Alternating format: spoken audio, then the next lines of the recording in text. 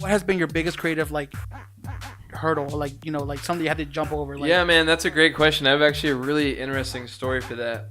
So, obviously, besides just making the jump to being freelance and learning as you go, I would say one of the biggest hurdles was just getting caught up in like a cool gig or something, I guess you could say. So basically, I went on tour with this artist group called Galantis, or like a big EDM act, and it was cool, man. They're really rad dudes. The team was cool. Like, we're like a family. We're on the road for like a year.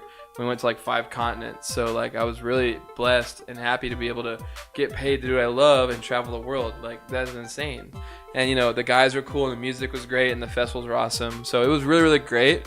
The only problem was, what I noticed is, like, after shooting the same thing every day for a year, even though we were in a different town, a different stage, it just felt it started feeling repetitive, I guess. And it was a really creative struggle for me.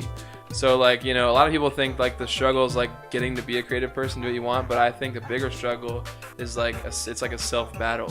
It's like, sometimes your brain just like, it doesn't want to create, or like I guess it's like writer's block. Yeah. But like for creative, like creative block, right?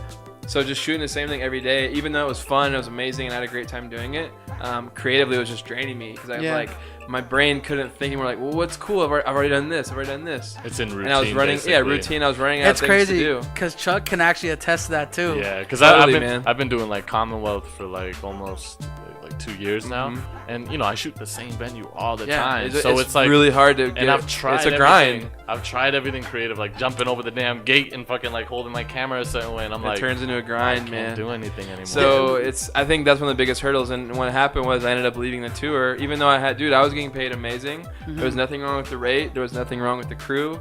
It was just a personal thing. It was just something in me just said, you need to move on to something different. Like I said, it was a great gig, and I was blessed to have it. But just as a creative person, I would say the biggest hurdle was just I wasn't feeling happy of what I was creating.